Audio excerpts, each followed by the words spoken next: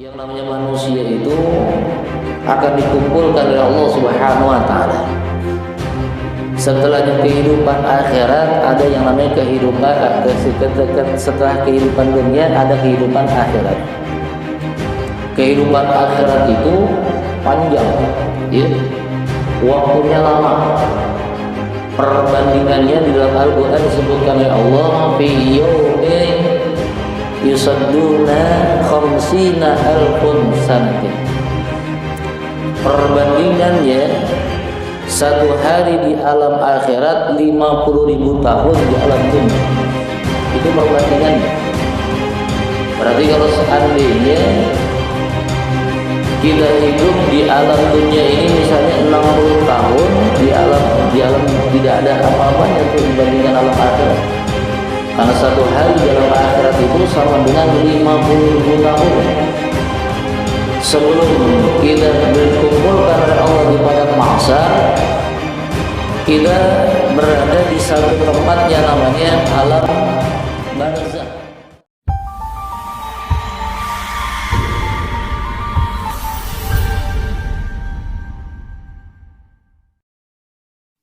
من في طريق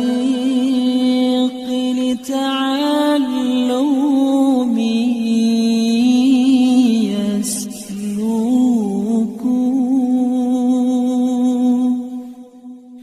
فإلى الجنان له طريق سهيلا.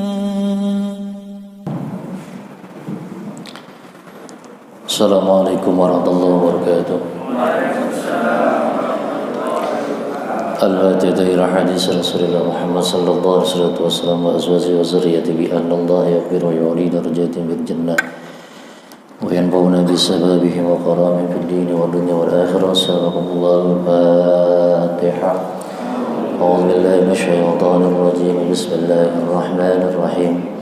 Alhamdulillahi rabbil alamin arrahmanir rahim maliki yaumiddin iyyaka na'budu wa iyyaka nasta'in ihdinas siratal mustaqim siratal ladzina an'amta 'alaihim ghairil maghdubi 'alaihim waladdallin. Rabbi ighfir lana wa liwalidayna amin. Alhamdulillahi rabbil alamin wassalatu wassalamu ala asrofil anbiya'i wal mursalin sayyidina wa habibina wa syafi'ina wa maulana Muhammadin khataman nabiyyin wa ala alihi wa sahbihi wa barik wa sallim ajmain amma ba'du. Faqad qala Allah ta'ala fil Qur'anil karim wa asdaqal qailin a'udzu billahi minasyaitonir rajim. Bismillahirrahmanirrahim. وَمَا كَانَ الْمُؤْمِنُونَ لِيَنْفِرُوا كَافَّةً فَلَوْلَا نَفَرَ مِنْهُمْ فِرْقَةٌ طَائِفَةٌ لِيَتَفَقَّهُوا فِي الدِّينِ وَلْيُنذِرُوا قَوْمَهُمْ إِذَا رَجَعُوا إِلَيْهِمْ لَعَلَّهُمْ يَحْذَرُونَ. وَإِنْ أَصْدَقَ الْحَدِيثِ بِكِتَابِ اللَّهِ أَفْضَلُ الْهُدَى هُدَى مُحَمَّدٍ صلى الله عليه وسلم وشر الأمور محدثاتها وكل محدثة بدعة وكل بدعة ضلالة وكل ضلالة في النار. Wa kama qala mu'allim rahimahullah fi dalil amin. Ayuhal hadirin al-kiram, halaman 6 ya. Iya. Halaman 6 baris keempat. Ini kalau nggak salah ya. Betul ya? Iya. Halaman 6 baris keempat. Wa qala mu'allim rahimahullah wa qala sayyidul mustafa Rasulullah Muhammad sallallahu alaihi wasallam li sayyidina Ali karamallahu wajhah, ya Ali ahabbul ibadi ilallahi abdun sajidun yaqulu fi sujudihi rabbi inni zalamtu nafsi faghfir li dhanbi fa innahu la yaghfiru dzunuba illa anta. Bersabda Sayyidul Mustafa Rasulullah Muhammad sallallahu alaihi wasallam kepada Sayyidina Ali, ya Ali, wahai Ali, ahabbul ibadi ilallah, hamba yang sangat disayang oleh Allah Subhanahu wa taala. Abdun yaitu seorang hamba, sajidun yang bersujud, yaqulu dan membaca fi sujudihi di dalam sujudnya, Rabbi inni zalamtu nafsi faghfir li dzambi. Rabbi inni wahai Tuhanku, inni sesungguhnya aku, zalamtu nafsi berbuat aniaya terhadap diriku sendiri, faghfirli maka ampunilah diriku, dzambi dari dosa-dosaku. Fa innahu karena sesungguhnya seorang hamba yang berucap di dalam sujudnya kalimat tersebut, la yaghfirudz dzunuba, tidak akan diampuni dosa-dosanya oleh Allah, dzunuba illallah, kecuali Allah akan mengampuninya. Tidak akan diampuni dosa hamba tersebut illallah, kecuali Allah akan mengampuninya. Ini doa ini biasa dipakai oleh Sayyidatina Aisyah, ya. Di dalam sujud Sayyidatina Aisyah itu selalu menyelipkan doa ini, Rabbi inni zalamtu nafsi faghfirli dzambi, inni zalamtu nafsi faghfirli dzambi. Ini selalu dikumandangkan atau diucapkan oleh Sayyidatina Aisyah, ya. Biasanya kita mengucapkan Rabbi Rabbana Subhana rabbiyal azimi wa bihamdi, Subhana rabbiyal azimi wa bihamdi. Ucapkan itu 3 kali, kemudian ucapkan ini sekali, ya. Karena biar bagaimanapun juga manusia itu adalah hamba yang selalu berbuat dosa atau berbuat zalim kepada dirinya, secara tidak sadar maupun sadar. Selalu saja kita berbuat kesalahan. Beruntung bagi setiap hamba yang selalu beristighfar memohonkan ampunan Allah Subhanahu wa taala. Karena tidak akan bisa dirinya selamat dari api neraka andai saja keluar dari alam dunia dosa-dosanya tidak diampuni oleh Allah Subhanahu wa taala. Bahkan Rasulullah saja, manusia yang ummi, yang tidak pernah berbuat salah, tidak pernah berbuat dosa, yang mahdzub, yang dijaga oleh Allah Subhanahu wa taala, beliau tidak pernah berhenti untuk selalu beristighfar memohon ampun kepada Allah. Seringkali kita mendengar hadis Rasulullah yang mengatakan Allah Rasulullah itu selalu beristighfar mohon ampun, ya. Inni la astaghfirullahal azim fi kulli yawm 70 marrah. Aku tidak pernah lupa atau tidak pernah berhenti beristighfar setiap hari dan tidak pernah kurang dari 70 kali istighfar. Kita bisa bayangkan kalau Rasulullah sallallahu alaihi wasallam manusia yang mahdzub, dijaga oleh Allah dari perkara-perkara yang tidak disenangi oleh Allah saja, beliau tidak pernah lepas untuk istighfar setiap hari dan tidak pernah kurang istighfarnya 70 kali. Sementara kita yang setiap hari berbuat dosa, baik sadar maupun tidak sadar, namun terkadang kita bangga terhadap perbuatan dosa dan tidak mau memohon ampunan Allah Subhanahu wa taala, ya. Ini kita.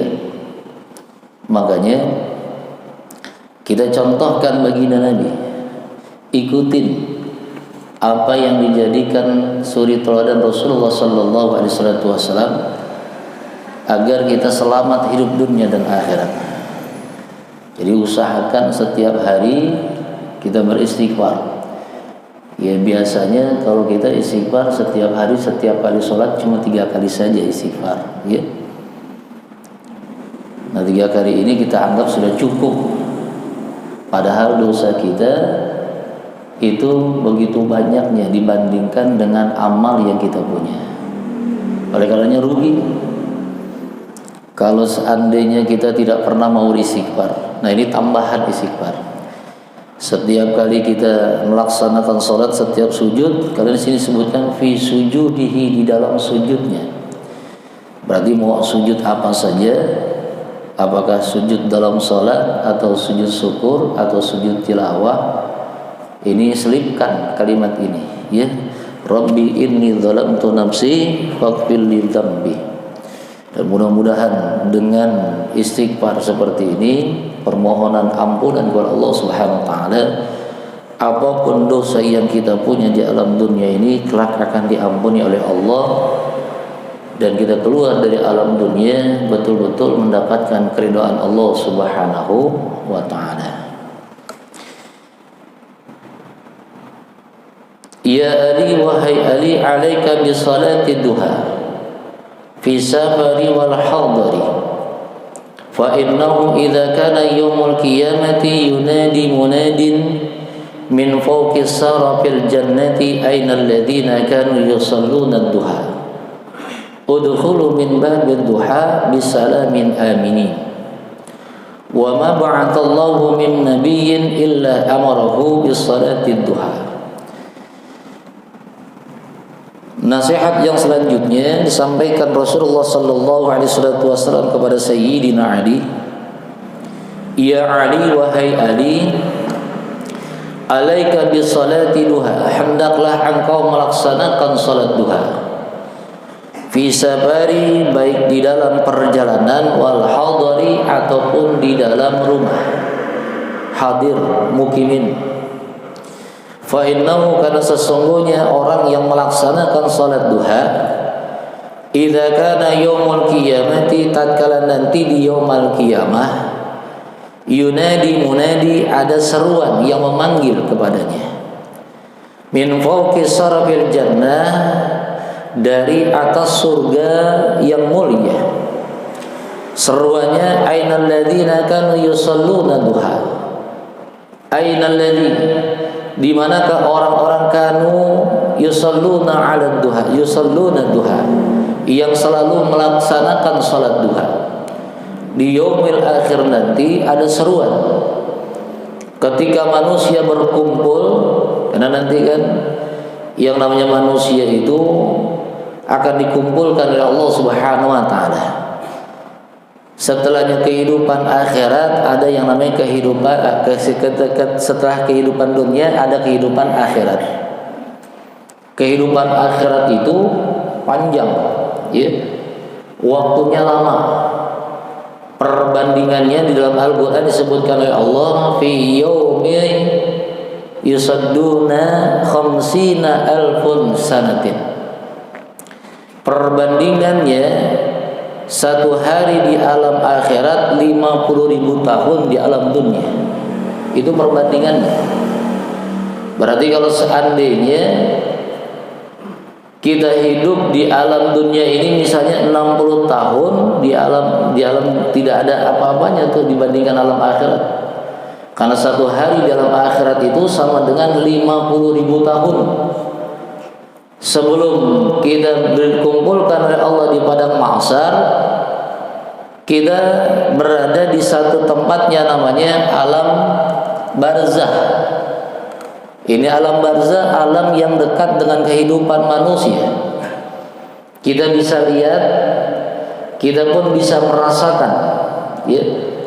Kalau seandainya kita antarkan saudara kita yang wafat, jenazahnya, mayitnya diletakkan di alam kubur, kita bisa ngerasain tuh dalam keadaan ruangan yang begitu sempit, hanya 0,5 meter, tingginya 1,5 meter, kemudian dikeruk seperti lubang landak, dimaringkan istijauan, ya, yaitu dibaringkan menghadap ke arah kiblat, ditutup dengan dinding hari-hari. Kita bisa ngerasain tuh bagaimana rasanya berada di tempat yang sangat sempit. Udah ditutup dengan dinding ari-ari, udah mulai gelap. Kemudian dikubur dengan tanah, makin gelap. Dan kita pun bisa ngerasain betapa sumpeknya, ya, gelapnya luar biasa. Bagi orang yang beriman ini menjadi ibrah. Yang namanya alam kubur, alam barzah ini adalah sesuatu yang pasti akan dialami. Tidak akan mungkin kita bisa terhindar dari alam barzah.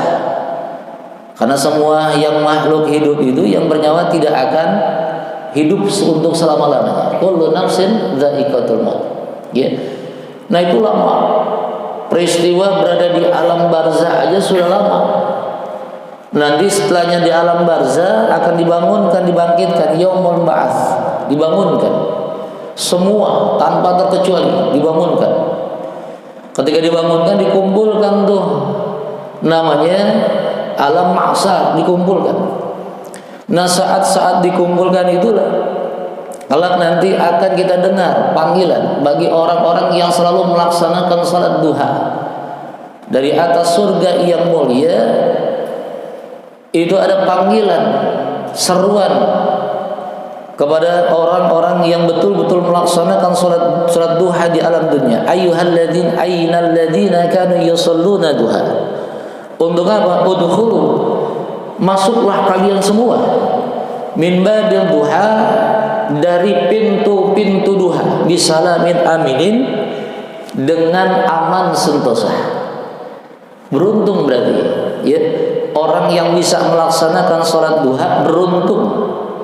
Usahakan sholat duha itu waktunya setelah matahari bergelincir, setelah waktu istiwa, sampai dengan sebelum matahari tegak lurus. Itu waktu duha.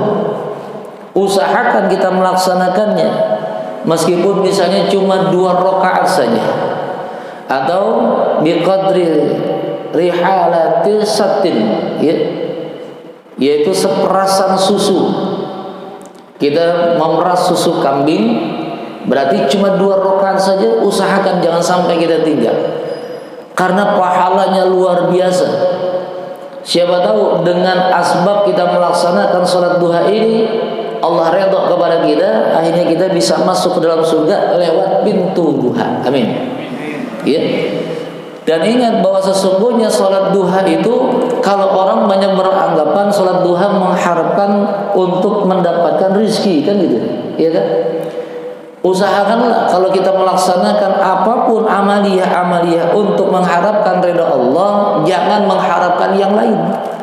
Karena kalau seandainya kita mengharapkan dunia, akhirat belum tentu dapat. Kalau kita mengharapkan keuntungan untuk mendapatkan harta dunia, belum tentu mendapatkan keberuntungan akhirat. Oleh karenanya, bersihkan niat kita bahwa setiap amalan-amalan yang kita laksanakan ini tidak ada satupun amalan kecuali hanya untuk biwajhillah, mengharapkan ridha Allah Subhanahu wa taala. Ini yang harus kita laksanakan. Karena ini yang dicontohkan oleh Nabi. Rasulullah Muhammad sallallahu alaihi wasallam dianggap oleh Allah, bukan dianggap, tapi betul-betul dipuji oleh Allah sebagai orang yang makhluk yang memiliki kesempurnaan dalam ibadah. Lantaran ibadah dalam Rasulullah itu murni, khalis, biwajhillah, hanya untuk mengharapkan ridha Allah. Dalam Al-Quran disebutkan, laqad kana lakum fi Rasulillahi uswatun hasanah.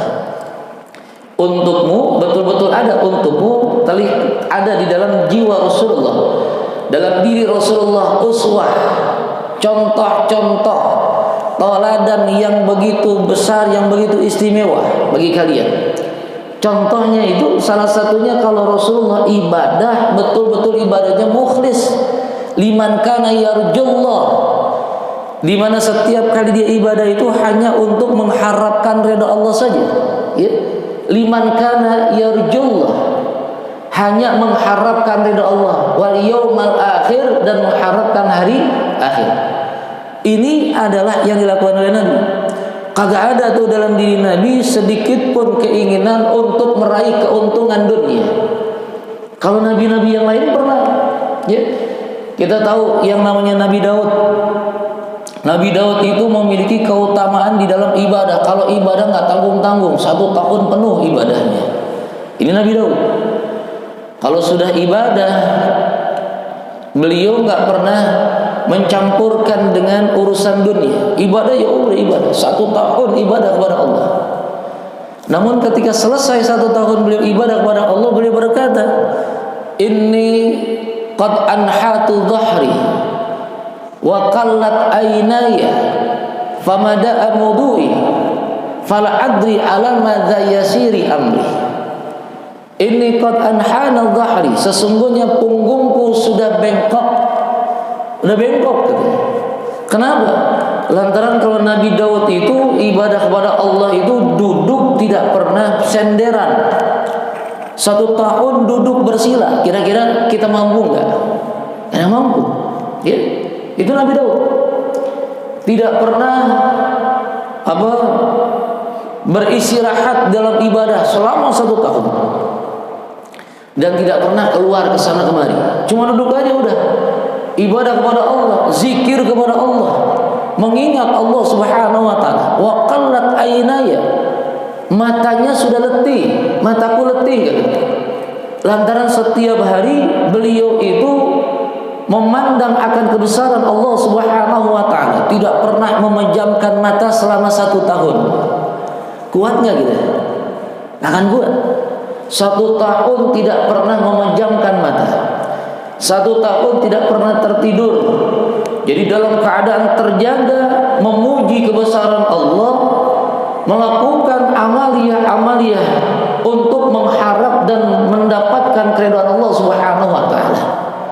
Famada'a mudui, sudah tidak ada lagi air yang keluar karena setiap hari beliau menangis dan menangis. Fala adri ala madza yasiri amri. Namun aku tidak tahu apa yang akan aku dapatkan dari amalku. Posisi apa, kedudukan apa yang akan aku dapatkan dari Tuhanku. Seakan-akan ingin mendapatkan ganjaran dunia. Ya. Juga termasuk Nabi Ibrahim alaihissalatu wassalam. Nabi Ibrahim orang yang paling hebat dalam hal udhiyah, sedekah, mengeluarkan zakat ataupun berkorban. Ini Nabi Ibrahim luar biasa kalau berkorban. Sekali berkorban itu 1000 ekor kambing. Kalau 1000 ekor kambing ada di petukangan, saya yakin petukangan ketutup lah. 1000 ekor, ya. 300 ekor lembu, 100 ekor onta. Itu sekali beliau melakukan udhiyah, memotong hewan kurban, berkorban kepada Allah, nggak tanggung-tanggung. Timbul dalam dirinya satu kesombongan. Ketika malaikat menyatakan ta'ajubnya luar biasa dengan apa yang dilakukan oleh Nabi Allah Ibrahim. Bukan hanya manusia yang ta'adub, namun malaikat ta'adub. Timbul dalam dirinya kesombongan. Ya, ini masih kecil. Andai aku diberi oleh Allah seorang anak, kemudian Allah perintahkan untuk aku korbankan, maka anakku akan aku potong. Tuh, Nabi Ibrahim. Beda dengan Rasulullah, tidak ada satupun keinginan dunia. Bahkan ketika Rasulullah sallallahu alaihi wasallam melaksanakan salat di waktu malam di kamar Sayyidatina Aisyah, kemudian beliau terbangun Sayyidina Aisyah melihat Rasulullah sallallahu alaihi wasallam dalam keadaan salat dan melirik kaki Rasulullah bengkak lantaran lamanya berdiri. Selesai Rasulullah dari salatnya ditanya oleh Sayyidatina Aisyah, "Cukup ya Rasulullah amalmu? Karena semua dosa-dosamu telah diampuni oleh Allah yang lalu maupun yang akan datang. Belum berbuat dosa sudah diampuni oleh Allah Subhanahu wa taala. Cukup ya, iktabi ya a'malul ibadah. Udah cukup, jangan." Ya, menangis Sayyidatina Aisyah melihat Rasulullah. Apa yang dikatakan oleh Rasulullah? Apalah ashkur ala nikmati. Apakah aku tidak boleh bersyukur atas nikmat yang Allah berikan? Makin diberi oleh Allah nikmat, makin hebat ibadahnya kepada Allah Subhanahu wa taala. Ini contoh baginda Nabi. Ibadahnya tidak pernah mengharapkan dunia. Oleh karenanya kita umatnya harusnya begitu. Jadi kalau mau ibadah pure ibadah itu untuk mengharapkan ridha Allah, udah. Jangan mengharapkan yang lain.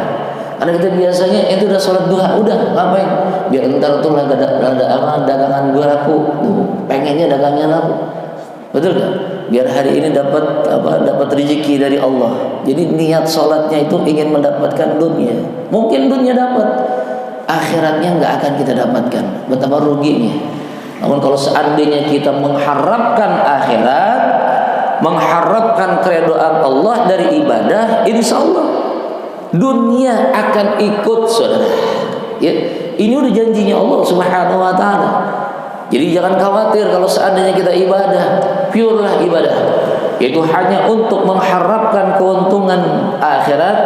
Mudah-mudahan dengan keuntungan akhirat Allah ridha kepada kita. Allah kalau ridha kepada hambanya, sayang kepada hambanya, maka tidak akan mungkin Allah mau melihat sang hamba itu merana. Gak akan mungkin Allah itu senang melihat sang hamba yang disenangi, yang disayang dan diridhai itu dalam keadaan sengsara. Enggak, ya. Kagak bedanya orang tua. Kalau orang tua itu sayang sama anaknya, masa orang tua mau anaknya sengsara? Kan gak mungkin, betul gak? Apapun yang bisa dibantu akan dibantu oleh orang tua untuk anaknya, agar anaknya hidup bahagia. Demikian pula Sang Maha Pencipta alam, Sang Maha Pencipta kita manusia. Kalau seandainya Allah redha, Allah sayang sama kita, karena memang amalan kita tidak ada yang lain yang kita harapkan kecuali hanya mengharapkan keridhaannya, insya Allah kita tidak akan merana dunia, karena dijamin oleh Allah Subhanahu wa Ta'ala. Wa ma ba'athallahu min nabiyyin, dan tidaklah Allah mengutus min nabiyyin dari sebagian nabi, illa amarahu bi salati duha, kecuali Allah Subhanahu wa Ta'ala memerintahkan kepada mereka untuk melaksanakan salat duha. Jadi salat duha juga diperintahkan oleh Allah kepada para nabi. Ya, nabi-nabi saya melakukan salat duha, masa kita enggak? Betul enggak? Minimal sahabat 2 rakaat saja. Minimal bi qadri halabisatin, sekedar ukuran memeras susu kambing, ya. Artinya sebentar saja berikan waktu untuk melaporkan diri kepada Allah Subhanahu wa Ta'ala. Ini duha biasanya waktunya banyak, panjang, ya. Waktu kita biasanya ada di sini duha. Kalau malam mungkin banyak yang pada teler di waktu malam. Sholat tahajudnya banyak yang ketinggalan, ya. Duhanya jangan gitu. Kalau seandainya malamnya belum juga melaksanakan sholat tahajud, ya usahakan duhanya jangan ketinggalan. Mudah-mudahan kita diberi oleh Allah Subhanahu wa Ta'ala kekuatan untuk bisa melaksanakan apa yang telah dicontohkan baginda Nabi Muhammad sallallahu alaihi wasallam. Wa qala sayyidul Mustafa Muhammad sallallahu alaihi wasallam li sayyidina Ali, ya Ali, wahai Ali, min karamatil mu'minin zawjatun muwafiqatun wa salatu jama'atan wa jiranu yuhibbunahu. Ya Ali, wahai Ali, min karamatil mu'minin, sebagian dari kemuliaan orang-orang yang beriman. Salah sebagian dari kemuliaan orang yang beriman, yang pertama, zaujatun muwafiqatun, dia memiliki pasangan hidup, ya. Kalau laki-laki punya istri, kalau laki-laki punya istri, kalau perempuan punya suami, itu namanya pasangan hidup, disebut zaujah. Muwafiqah, yang sekubu dengannya, yang sejalan dengannya. Wa salatu jama'atin, dan mampu melaksanakan salat berjamaah. Wa ziranu yuhibbunahu, dan memiliki tetangga yang mencintai dirinya. Ini sebagian dari kemuliaan orang yang beriman. Orang yang beriman itu mulia kalau punya pasangan hidupnya orang yang cocok dengan dirinya, ya. Orang yang seirama, orang yang tidak, artinya tidak ada pertentangan antara dirinya dengan istrinya. Kalau dia mau sedekah, istrinya bantu dia sedekah. Kalau dia mau beribadah, istrinya pun bantu dirinya beribadah. Ya. Jadi tidak menjadi pasangan yang mencegah kebaikan namun selalu mendorong kepada kemungkaran, bukan. Yang menjadi seorang mukmin itu mulia manakala pasangan hidupnya itu mengajak dirinya untuk beribadah kepada Allah. Bangga dan bahagia ketika pasangan hidupnya itu mampu melaksanakan amal-amal kebajikan. Karena yakin dengan seperti itu dia pun akan terhindar dari perbuatan-perbuatan dosa. Apalagi laki, ya. Kalau seandainya istri misalnya tidak mengerti tentang hukum Islam, hukum syariat, maka seorang suami wajib mengajarkan. Ingat, yang namanya menjadi suami itu tidak gampang. Menjadi suami itu tanggung jawabnya berat. Setelah kita mengucapkan akad nikah, maka tanggung jawab orang tua dibebankan kepada suami. Oleh karenanya, seorang suami itu punya kewajiban wa yu'allimuhu kitaba idza aqala. Wajib bagi seorang suami mengajarkan istrinya tentang agama.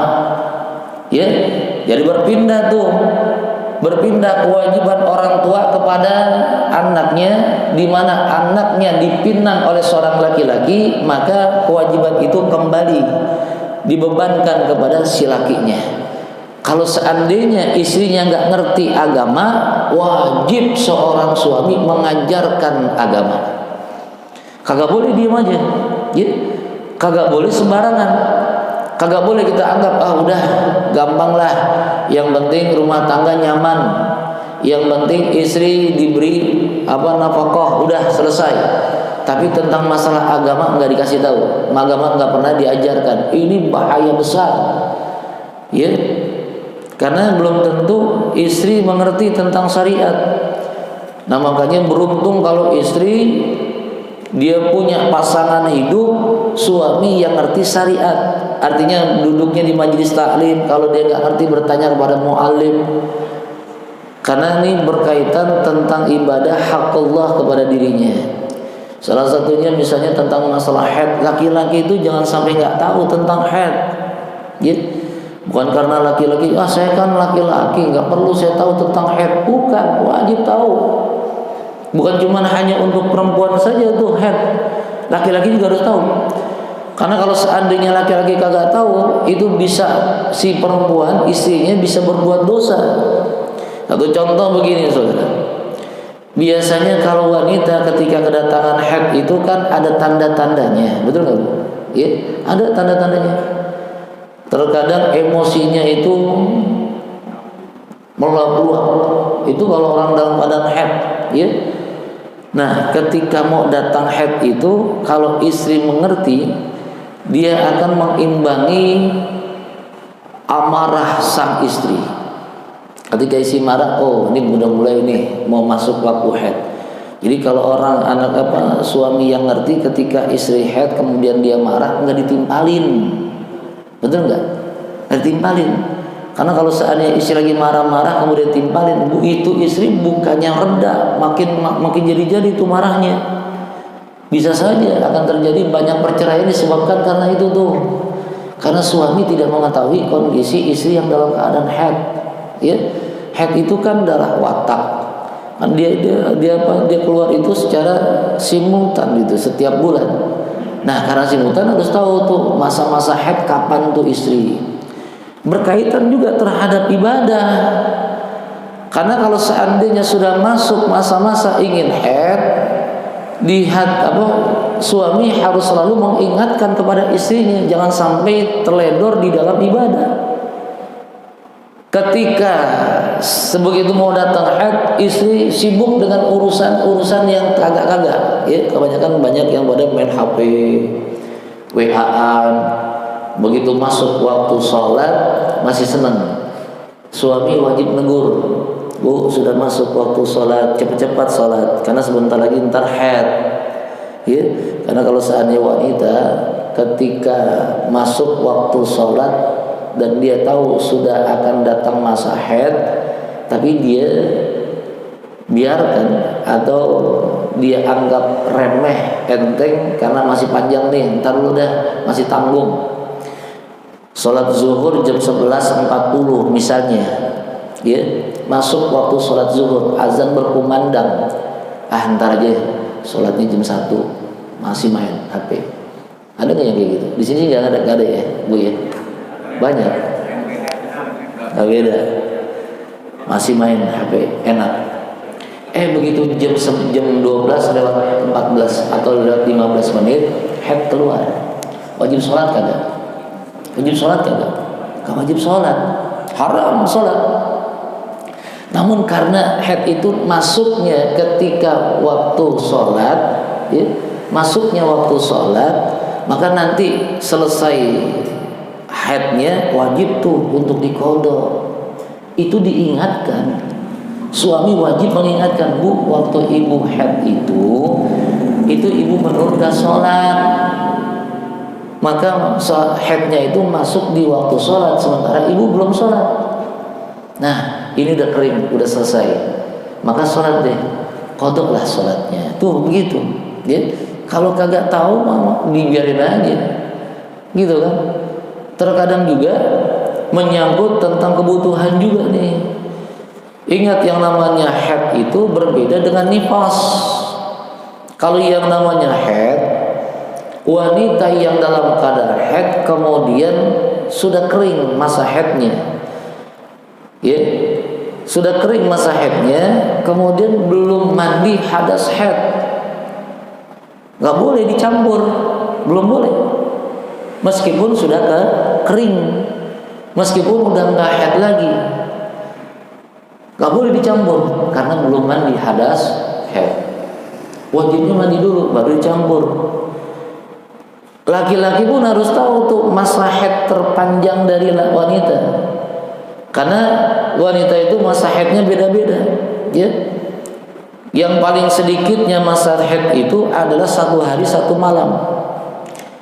Kebiasaan masa haid itu adalah 6 hari atau 7 hari. Kemudian lamanya haid itu adalah 15 hari. Nah, ini wajib harus diketahui. Kalau bisa wanita istri ketika dalam keadaan haid, masuk haid, kasih tahu suami biar suaminya nanggalin, gitu loh. Di sini ada nggak istri suami nanggalin?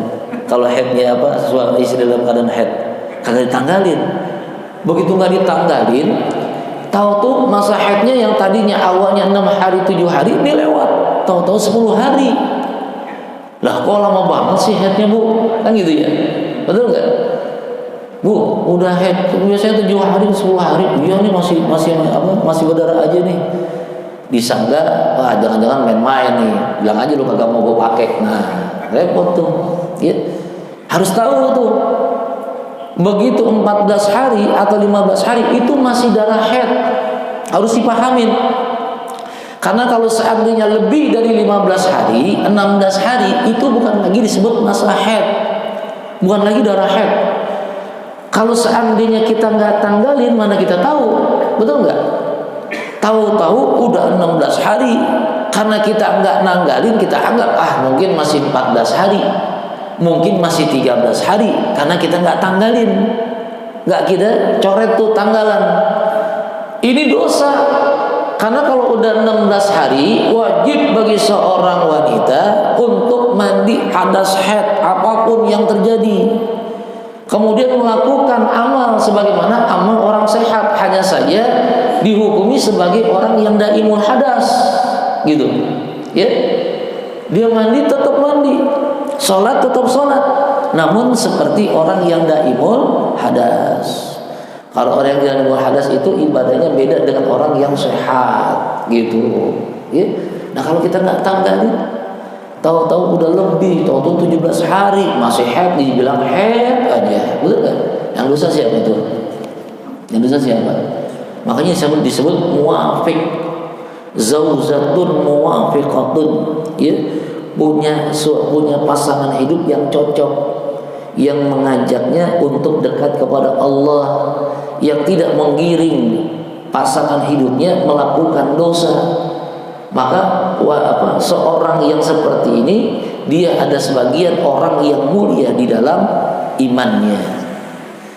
Ada nggak kita seperti ini? Harus, ya, harus. Maka pahami itu syariat dengan benar. Ajak pasangan hidup kita untuk dekat kepada Allah. Hindari, cegah pasangan hidup kita melakukan dosa. Karena yang namanya pemimpin, yang namanya suami kelak akan menjadi pemimpin. Ar-rijalu qawwamuna 'alan nisa. Sekecil apapun perbuatan yang dilakukan, dosa yang dilakukan oleh istri, kelak akan dipertanggungjawabkan oleh suami. Ya, suami itu menanggung dosa istri. Istri nggak menanggung dosa suami, saudara. Enak jadi istri, betul kan? Jadi suami berat. Makanya hati-hati nih. Beruntung orang yang memiliki pasangan hidup yang cocok dengan dirinya, yang sejalan dengan dirinya, karena dia termasuk bagian dari orang-orang mulia, ya. Orang-orang yang beriman, yang diangkat derajatnya, dimuliakan kemuliaan oleh Allah Subhanahu wa taala. Wassalatul jamaah, kemudian salat berjamaah. Salat berjamaah itu ada ibadah yang luar biasa, saudara. Kenapa saya katakan luar biasa? Karena salat jamaah ini adalah salat yang memiliki amalan-amalan dengan pahala yang begitu banyak, ya. Kita melaksanakan salat sendirian belum tentu salat kita diterima. Namun kalau seandainya kita melaksanakan salat berjamaah, otomatis kalau kita menjadi makmum, kita akan ditanggung oleh imam, kan gitu kan? Ya kan? Salat berjamaah itu mendapatkan derajat 27 derajat. Sementara salat sendirian cuma 1 derajat. Andai saja salat jamaah diterima 1 tidak diterima, masih ada 26. Betul kan? Ini amalan yang luar biasa. Dalam 1 hari 5 waktu. Dalam 1 hari 5 waktu. Dalam 1 waktu mendapatkan 27 derajat. Dikalikan aja kalau 5 waktu berapa? 1 hari berapa derajat kita mendapatkan?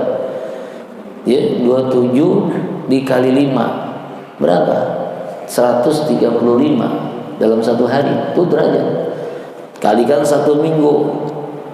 Kalikan 1 minggu 135 dikali 7 dikalikan 1 bulan dikalikan 1 tahun. Udah enak kagak tuh derajatnya? Betul kan? Ya, Masya Allah, luar biasa. Makanya rugi kalau seandainya setiap hari, setiap masuk waktu sholat kita tidak melaksanakan sholat berjamaah.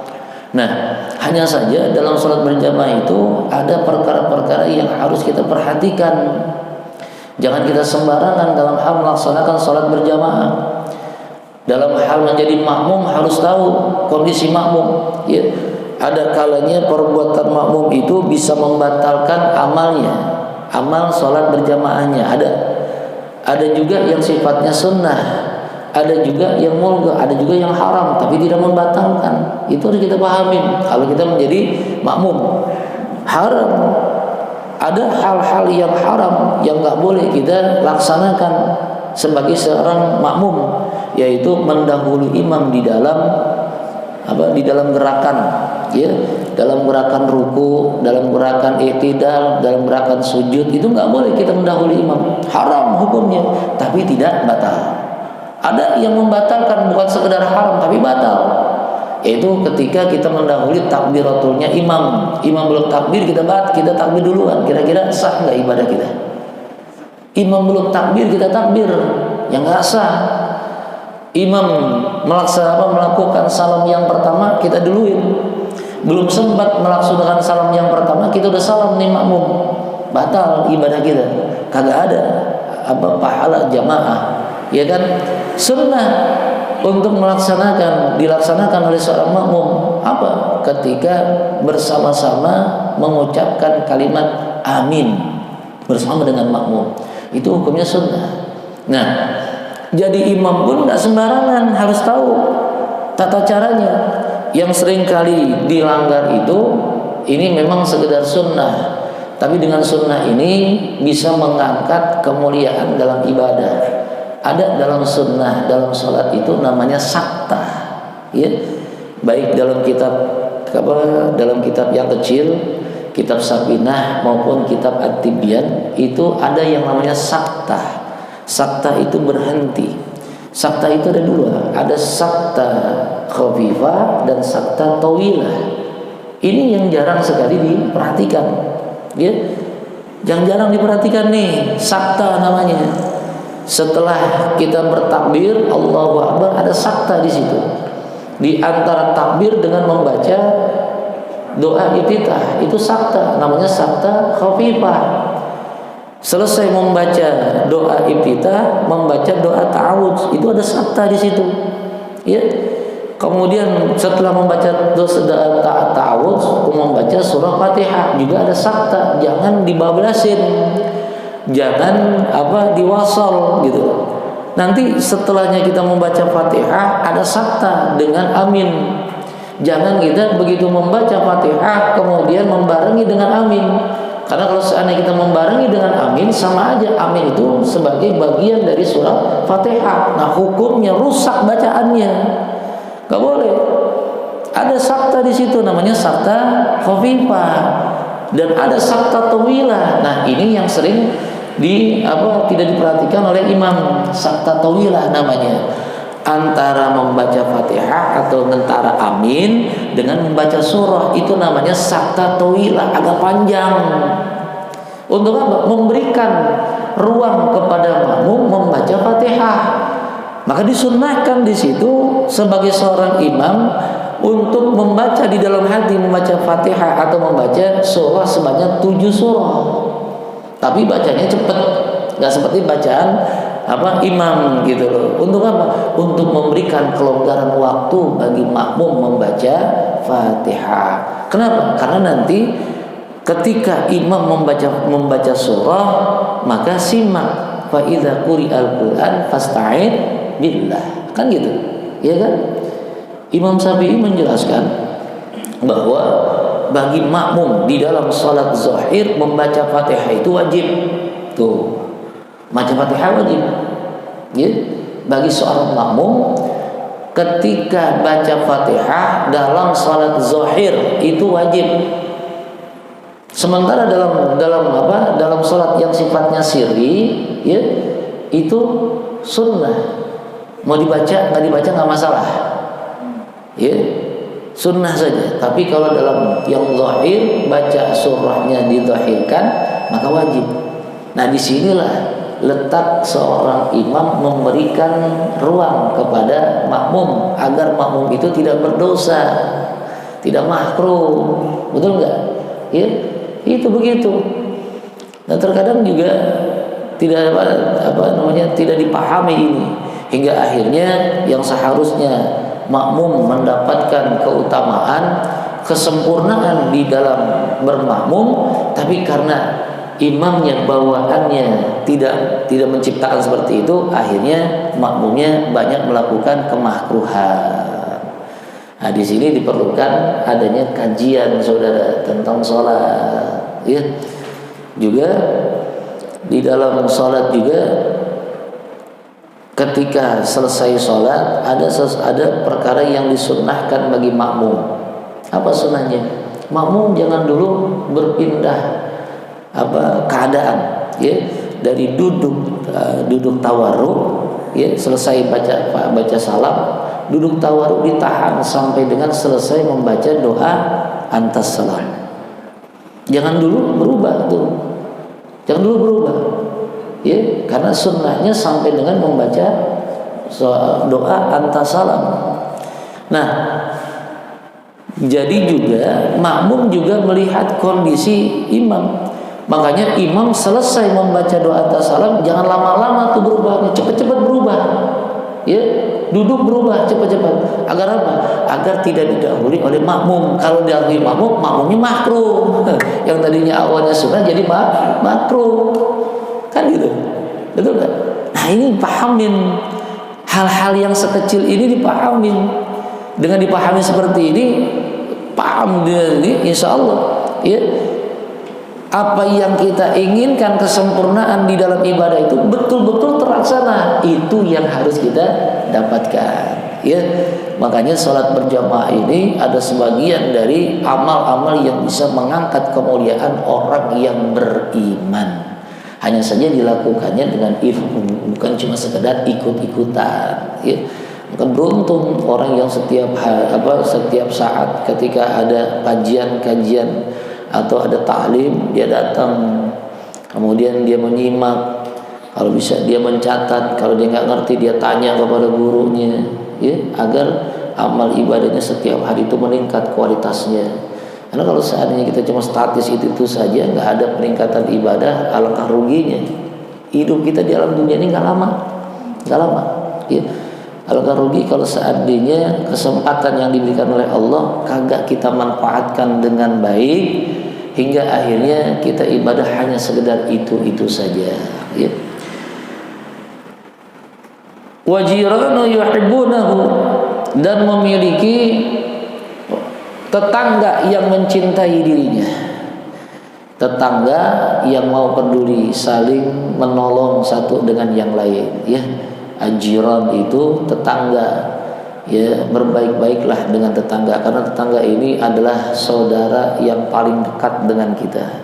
Karena saudara kandung kita jauh. Kalau seandainya kita punya kita punya kebutuhan atau kita punya kesulitan, pasti yang kita ketok pintunya adalah tetangga kita, betul nggak? Ini tetangga ini adalah saudara kita yang terdekat meskipun bukan satu kandung, ya. Dan mudah-mudahan kita memang berada di wilayah atau di kampung yang tetangganya semuanya orang-orang beriman kepada Allah, amin, ya, yang bisa kita saling menasihati, wa tawassaw bil haqq wa tawassaw bis sabri. Baik, jamaah yang Allah Subhanahu wa taala, ada yang mau ditanyakan?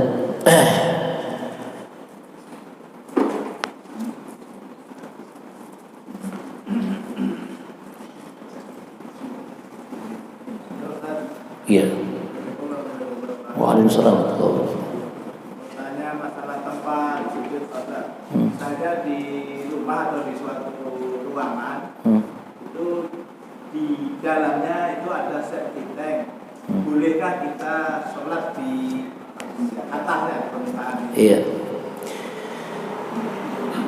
Di atas septic tank, ya. Sama kita kiaskan kalau kita sholat di pelataran di mana kita nggak tahu tempat itu najis apa tidak, kan gitu ya. Kalau septic tank berarti ada di bawah, di atasnya sudah pasti ikan bagus, ya, bisa saja suci.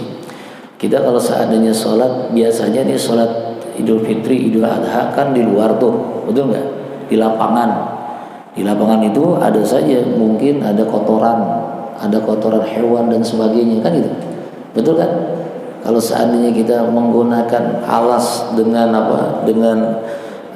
sejadah saja, itu hukumnya makruh karena langsung berada di atas yang najis. Namun kalau seandainya sebelum kita menggunakan sejadah kita alaskan dengan koran atau kita alaskan dengan terpal, barulah kita dengan sejadah, itu tidaklah makruh hukumnya. Kiaskan saja itu, ya, begitu saja. Jadi boleh nggak? Boleh saja, gitu loh. Di atas pitek, apalagi kagak ada di tempat itu doang. Rumah di Jakarta petakan, nah pas betul petakannya itu adalah speed tank misalnya, ya, boleh kita pakai itu untuk sholat, ya. Bukan karena speed tanknya, bukan, tapi karena memang tempatnya. Ingat, yang namanya alam dunia ini, bumi ini adalah masjid bagi umat baginda Nabi Muhammad sallallahu alaihi wasallam. Artinya dimanapun dia melaksanakan ibadah, sah hukum ibadahnya, hanya tata caranya, gitu, ya. Baik, ada lagi? Ya. Waalaikumsalam warahmatullahi wabarakatuh.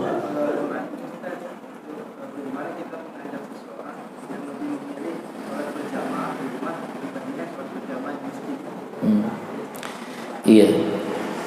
Bagaimana caranya kita mengajak orang yang memang biasanya sholat berjamaah di rumah untuk kita ajak ke masjid. Ini adalah ajakan yang luar biasa, ya.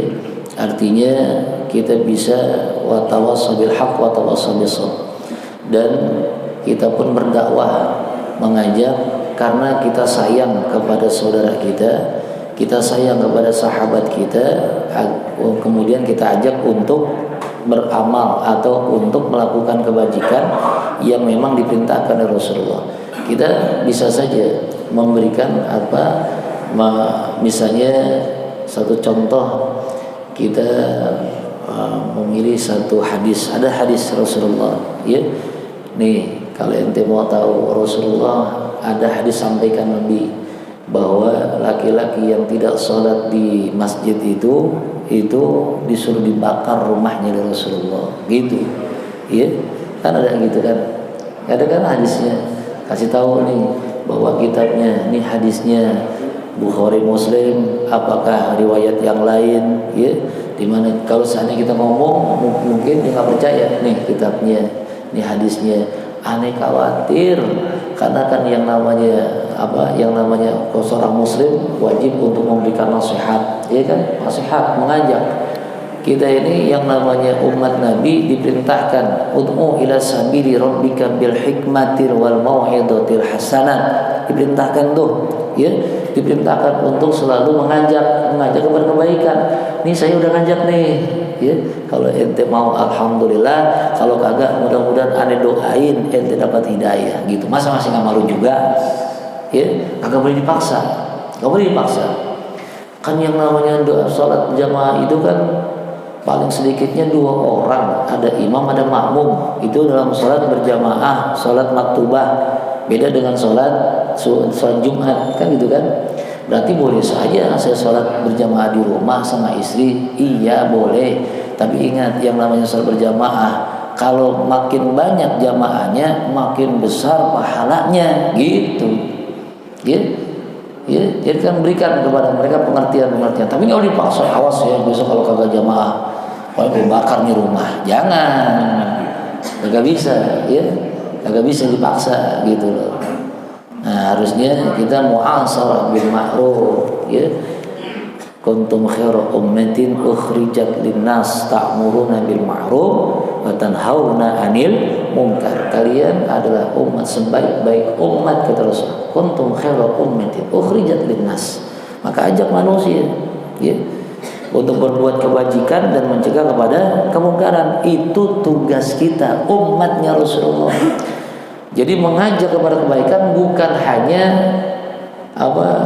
kualitas dari ulama, dari kiai, dari ustadz, bukan. Kita semua umat Nabi punya kewajiban, ya, untuk mengajak kepada kebaikan dan mencegah kepada kemungkaran. Kalau kita sudah sampaikan, dia nggak mau, ya kita doain, jangan kita sumpahin, jangan, ya, jangan, doain biar Allah berikan hidayah.